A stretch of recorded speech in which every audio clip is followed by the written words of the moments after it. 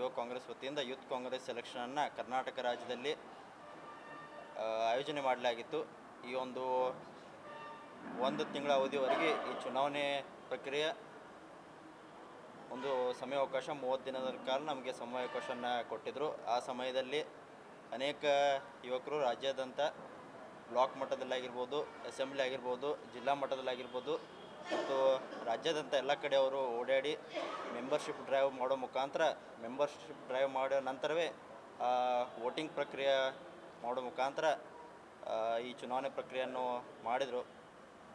ಅದರಲ್ಲಿ ಹಲವಾರು ಯುವಕರು ನಮ್ಮ ಪರವಾಗಿ ನಾವು ನಿಂತಿದ್ದಂಥ ಸ್ಥಾನ ರಾಜ್ಯ ಪ್ರಧಾನ ಕಾರ್ಯದರ್ಶಿ ಸ್ಥಾನಕ್ಕೆ ಅವರು ಆಶೀರ್ವಾದವನ್ನು ಮಾಡಿದರು.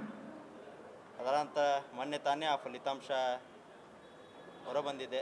ಆ ಫಲಿತಾಂಶದಲ್ಲಿ ನಮಗೆ ಸುಮಾರು 1,80,000 ಮತಗಳ ಕೊಡುವ ಮುಖಾಂತರ ರಾಜ್ಯಾದ್ಯಂತ ಎಲ್ಲ ಯುವ ಕಾಂಗ್ರೆಸ್ಸದ ಕಾರ್ಯಕರ್ತರು ನಮಗೆ ಆಶೀರ್ವಾದ ಮಾಡಿದ್ದಾರೆ, ಯುವಕರು ಆಶೀರ್ವಾದ ಮಾಡಿದ್ದಾರೆ.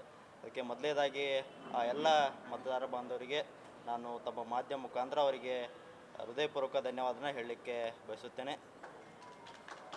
ಅದೇ ರೀತಿ ವಿಶೇಷವಾಗಿ ಈ ಚುನಾವಣೆಗೆ ಯಾವತ್ತಿದ್ರೂ ನಮ್ಮ ಕರ್ನಾಟಕ ಸರ್ಕಾರ ಲೋಕೋಪಯೋಗಿ ಸಚಿವರು ಹಾಗೂ ಬೆಳಗಾವಿ ಜಿಲ್ಲಾ ಉಸ್ತುವಾರಿ ಸಚಿವರಾದಂಥ ತಂದೆಯಾದಂಥ ಸತೀಶ್ ಜಾರಕಿಹೊಳಿ ಯಾವತ್ತಿದ್ರೂ ನಮಗೆ ಪ್ರೋತ್ಸಾಹ ಮಾಡ್ಕೊತ ಬಂದಿದ್ದಾರೆ.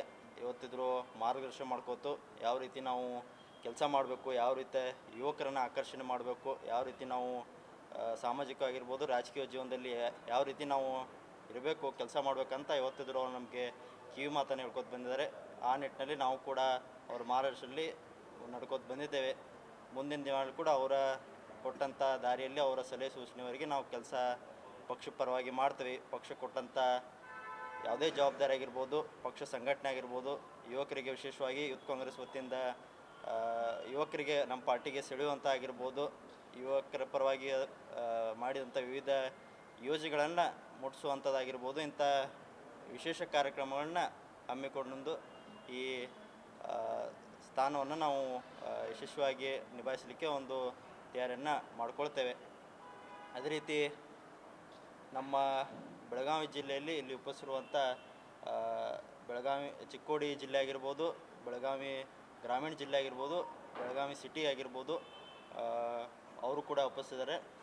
ಬೆಳಗಾವಿ ಗ್ರಾಮೀಣ ಜಿಲ್ಲೆಯ ನೂತನವಾಗಿ ಅಧ್ಯಕ್ಷ ಅಂತ 3ನೇ ಬಾರಿಗೆ ಅಧ್ಯಕ್ಷ ಅಂತ ಕಾರ್ತಿಕ್ ಪಾಟೀಲ್ ಅವರಿದ್ದಾರೆ.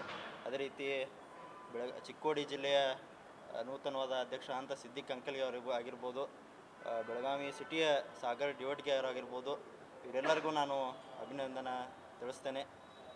ಮುಂದಿನ ದಿನಗಳಲ್ಲಿ ಯೂತ್ ಕಾಂಗ್ರೆಸ್ ವತಿಯಿಂದ ಬೇಕಾದಂಥ ಎಲ್ಲ ಸಪೋರ್ಟನ್ನು ಪಕ್ಷ ಸಂಘಟನೆಯನ್ನು ನಾವು ಮುಂದಿನ ದಿನಗಳಲ್ಲಿ ಯಶಸ್ವಿಯಾಗಿ ಮಾಡ್ತೇವೆ ಅಂತ ಈ ಸಂದರ್ಭವನ್ನು ಹೇಳಲಿಕ್ಕೆ ಬಯಸುತ್ತೇನೆ.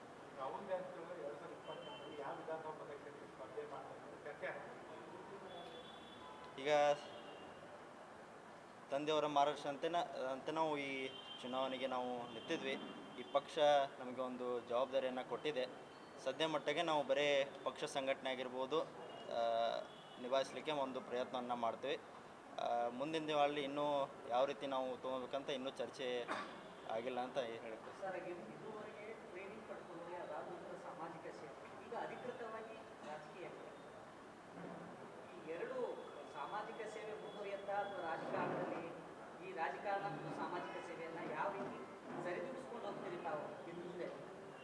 ನಾವು ಕಳೆದ 3-4 ವರ್ಷಗಳಿಂದ ಸಾಮಾಜಿಕ ಆಗಿರ್ಬೋದು ಮತ್ತು ರಾಜಕೀಯ ಸಂಬಂಧಪಟ್ಟಂಥ ಕ್ಷೇತ್ರಗಳಲ್ಲಿ ಸತತವಾಗಿ ನಾವು ಕೆಲಸ ಮಾಡ್ಕೊತ ಬಂದಿದ್ದೇವೆ. ತಂದೆಯವರ ಚುನಾವಣೆಯಲ್ಲಿ ಸಹಾಯ ಮಾಡೋದಾಗಿರ್ಬೋದು, ಸಾಮಾಜಿಕವಾಗಿ ನಮ್ಮ ಫೌಂಡೇಶನ್ ವತಿಯಿಂದ ಆಗಿರ್ಬೋದು ವಿವಿಧ ಕಾರ್ಯಕ್ರಮವನ್ನು ನಾವು ಹಮ್ಮಿಕೊಂಡು ಬಂದಿದ್ದೇವೆ. ಅದಕ್ಕೆ ಇನ್ನು ಮುಂದೆ ಕೂಡ ನಮ್ಮ ಯೂತ್ ಕಾಂಗ್ರೆಸ್ ವತಿಯಿಂದ ಏನೇನು ಮಾಡಲಿಕ್ಕೆ ಸಾಧ್ಯವೋ ಎಲ್ಲವನ್ನು ನಾವು ಸಮಾಜ ಸೇವೆಯನ್ನು ನಿರಂತರವಾಗಿ ಜಾರಿ ಇಡ್ತೇವೆ ಅಂತ ಈ ಸಂದರ್ಭ ಹೇಳಿದೆ. ಯೂತ್ ಕಾಂಗ್ರೆಸ್ ಎಲೆಕ್ಷನಲ್ಲಿ ಪ್ರಚಂಡವಾದಂಥ ಗೆಲುವು ಕೊಟ್ಟು ಈಗ ನೀವು ರಾಜಕೀಯ ಫುಲ್ ಟೈಮ್ ರಾಜಕೀಯ ಮಾಡ್ಬೋದು ಅಂತೇಳಿ ಜನಾನೇ ಸರ್ಟಿಫಿಕೇಟ್ ಕೊಡ್ಬೋದು. ಯಾವ ಕ್ಷೇತ್ರ ಆಗಿದೆ ಇನ್ನೂ ಅದರ ಬಗ್ಗೆ ನಾನು ಹೇಳ್ದಂಗೆ ಇನ್ನೂ ಚರ್ಚೆ ಆಗಿಲ್ಲ. ಸದ್ಯಕ್ಕೆ ನಾವು ಬರೀ ಒಂದು ಜನರ ಆಶೀರ್ವಾದ, ಜನರ ಪ್ರೀತಿ ಗಳಿಸಲಿಕ್ಕೆ ತಂದೆ ಕೊಟ್ಟಂಥ ಜವಾಬ್ದಾರಿಯನ್ನು ನಾವು ಪೂರ್ಣಗೊಳಿಸಲಿಕ್ಕೆ ಪ್ರಯತ್ನ ಮಾಡ್ತಾಯಿದ್ದೇವೆ. ಅದರ ಬಗ್ಗೆ ಇನ್ನೂ ಚರ್ಚೆ ಆಗಿಲ್ಲ ಅಂತ ಹೇಳ್ಬೋದು. ಪಕ್ಷ ಬಲಪಡಿಸ್ಕೊಳ್ತಾರೆ ಯುವಕರನ್ನ ನೀವು ಸೆಳೆಬೇಕಂತ ಸರ್ಕಾರ ನಿಮ್ದು. ಹೀಗಾಗಿ ನಿಮ್ಮ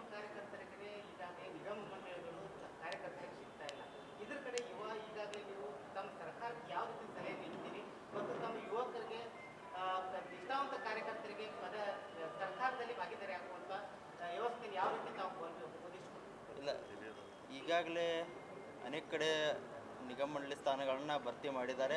ಹಲವಾರು ಜನಕ್ಕೆ ಅವಕಾಶಗಳು ಸಿಕ್ಕಿದ್ದಾವೆ. ಇನ್ನೂ ಕೆಲವೊಂದು ಕಡೆ ಯುವಕರಿಗೆ ಯೂತ್ ಕಾಂಗ್ರೆಸ್ ವತಿಯಿಂದ ಅವರಿಗೆ ಅವರಿಗೆ ವಿವಿಧ ಘಟಕಗಳಿಗೆ ಏನು ಕಾರ್ಯಕರ್ತರು ಇದ್ದಾರೆ ಅವರು ಕೂಡ ಸಿಗಬೇಕಂತ ಒಂದು ನಿರೀಕ್ಷೆ ಇದೆ. ಯಾಕಂದರೆ ಎಲ್ಲ ಪಕ್ಷಗೋಸ್ಕರ ಕಾರ್ಯಕರ್ತರು ಕೆಲಸ ಮಾಡಿದಂತೆ ಅವ್ರಿಗೊಂದು ನಿರೀಕ್ಷೆ ಇದ್ದೇ ಇರ್ತದೆ. ಆದರೆ ಅದು ಮುಂದಿನ ದಿನಗಳಲ್ಲಿ ಅವರು ಪೂರ್ಣ ಮಾಡುವಂಥ ಕೆಲಸ ಮಾಡ್ತಾರಂತ ಹೇಳ್ಬೋದು. ಯಾಕಂದರೆ ಈಗಾಗಲೇ ಸೀನಿಯರ್ಸ್ ಕೂಡ ಇರ್ತಾರೆ, ಅವರು ಕೂಡ ಸೀನಿಯಾರಿಟಿ ಮೇಲೆ ಒಂದೊಂದು ಬೇಸಿಸ್ ಮೇಲೆ ಕೊಟ್ಟಿರ್ತಾರೆ. ಅದಕ್ಕೆ ಕೆಲವೊಂದು ಸಂದರ್ಭದಲ್ಲಿ ಸಿಕ್ಕಿರೋಕ್ಕಾಗಲ್ಲ, ಅದು ಮುಂದಿನ ದಿನಗಳಲ್ಲಿ ಸರಿ ಮಾಡುವಂಥ ಕೆಲಸ ಆಗ್ತದೆ ಅಂತ ಹೇಳ್ಬೋದು.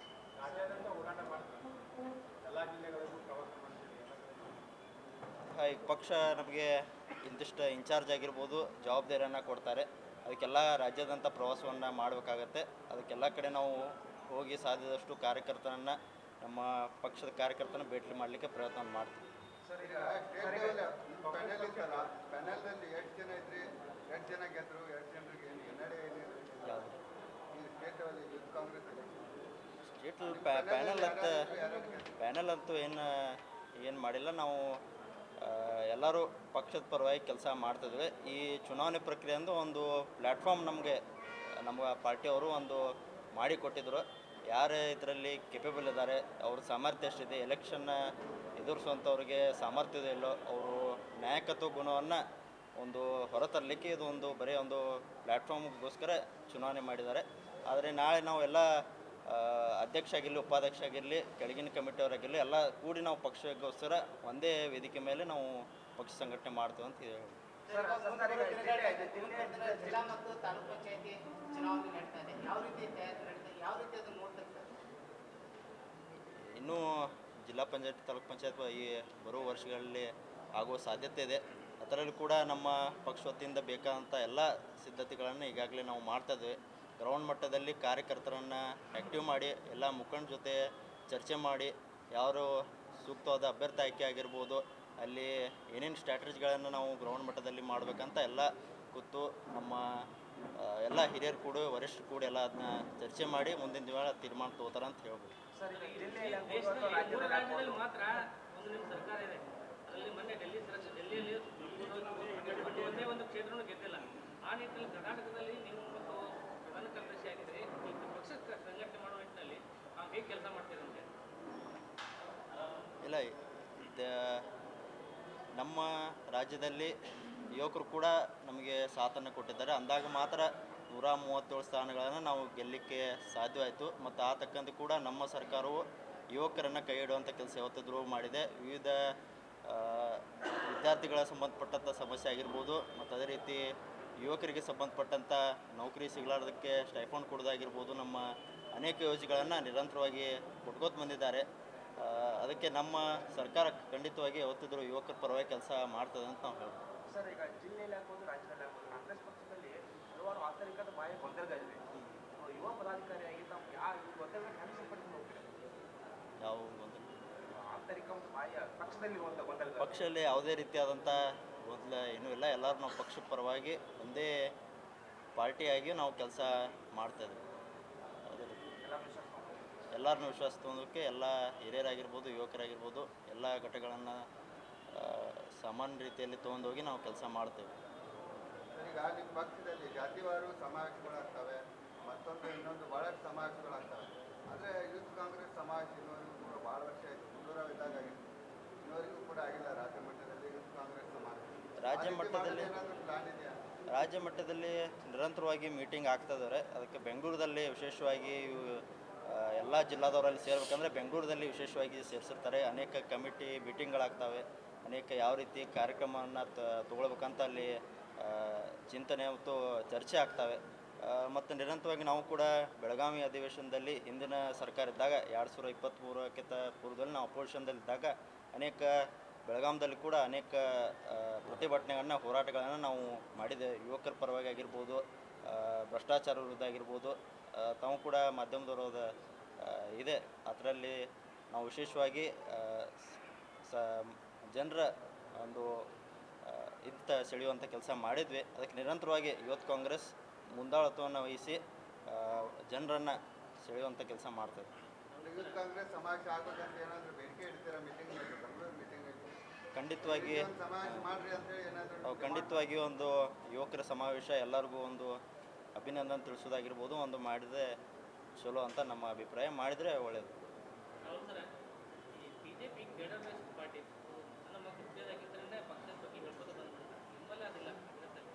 ಆ ನಿಟ್ಟಿನಲ್ಲಿ ತಾವು ಯಾವ ಥರ ಕೆಲಸ ಮಾಡ್ತೀರಿ? ಯಾಕಂತಂದರೆ ಎಲೆಕ್ಷನ್ ಬಂದಾಗ ಮಾತ್ರ ನಾಯಕರು ಕುಡಿದಾಡುವುದು, ಎಲೆಕ್ಷನ್ ಬಂದಾಗ ಮಾತ್ರ ಹೊರಗೆ ಬರೋದು, ಎಲೆಕ್ಷನ್ ಬಂದಾಗ ಮಾತ್ರ ಪ್ರಚಾರ ಕೊಡೋದು ಮಾಡ್ತಾರೆ. ಆ ನಿಟ್ಟಿನಲ್ಲಿ ತಾವು ಯುವಕರಾಗಿ ಪಕ್ಷವನ್ನು ಯಾವ ಥರ ಸಂಘಟನೆ ಮಾಡ್ತೀರಿ? ಇಲ್ಲ, ಈ ಕಾಂಗ್ರೆಸ್ ಪಾರ್ಟಿಯಲ್ಲೂ ಕೂಡ ಟ್ರೈನಿಂಗ್ ಒಂದು ಅವಶ್ಯಕತೆ ಇತ್ತು. ಆ ನಿಟ್ಟಿನಲ್ಲಿ ಇವತ್ತು ತಂದೆ ಸತೀಶ್ ಜಾರಕಿಹೊಳಿ ವಿಶೇಷವಾಗಿ ಸೇವಾದಳ ಮುಖಾಂತರ ಏನು ನಮ್ಮ ಸೇವಾದಳ ಇದೆ ಅದರಿಂದ ನಿರಂತರವಾಗಿ ಟ್ರೈನಿಂಗ್ ಕೊಡುವಂಥ ಕೆಲಸ ನಡೀತಾ ಇದೆ. ನಾವು ಕೂಡ ಯುವಕರಿಗೆ ಗ್ರೌಂಡ್ ಮಟ್ಟದ ಕಾರ್ಯಕರ್ತರಾಗಿರ್ಬೋದು, ನಮ್ಮ ಬೂತ್ ಅಧ್ಯಕ್ಷ ಆಗಿರ್ಬೋದು, ಬೂತ್ ಕಮಿಟಿ ಏನು ಸದಸ್ಯರಿರ್ತಾರೆ ಅವರಿಗೆ ನಿರಂತರವಾಗಿ ನಾವು ಟ್ರೈನಿಂಗ್ ಕೊಡುವಂಥ ಕಾರ್ಯ ನಿರಂತರವಾಗಿ ನಾವು ಹಮ್ಮಿಕೊಂಡಿದ್ದೇವೆ. ಇದರಲ್ಲಿ ವಿಶೇಷವಾಗಿ ನಮ್ಮ ಪಕ್ಷದ ಇತಿಹಾಸ ಆಗಿರ್ಬೋದು, ಪಕ್ಷದ ಏನು ಸಿದ್ಧಾಂತಗಳಿದ್ದಾವೆ ಅವನ್ನ ನಾವು ಜನರಿಗೆ ಮುಟ್ಟಿಸುವಂಥ ಕಾರ್ಯ ನಾವು ಇದ್ರ ಮುಖಾಂತರ ಮಾಡ್ತಿದ್ರೆ ಅದಕ್ಕೆ